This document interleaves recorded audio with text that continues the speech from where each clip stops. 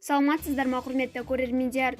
Ең соңғы жаңалықтарды алғашқылардан қатарында білгіңіз келсе, бейне астындағы лайк және подписация таңбаларын басып, біздің арнамызға жазылуды ұмытпаңыз.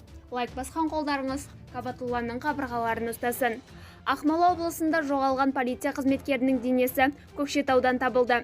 Полиция департаментінің баспасөз қызметінің мәліметінше, жоғалған адамның денесі бүгін сағат 9:15-те Қылшықты өзені аумағында жүргізілген іздестіру шаралары барысында тереңдігі 2 метр болатын қазан шұңқырдан табылды. Ер адамның денесінен зорлық-зомбылық белгілері анықталған жоқ. Сараптама тағайындалды. Оның қорытындысы бойынша процессуалдық шешім қабылданады.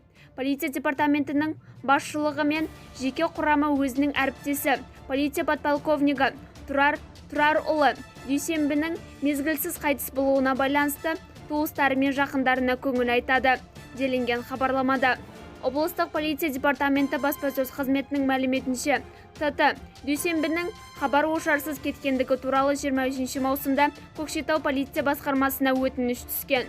Әйелінің сөзінше, Тұрар Дүйсенбін 20 маусымда үйден шығып, сол күйі хабарсыз кеткен.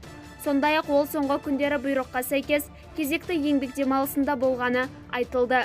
Бізді бақылауды жалғастырыңыз.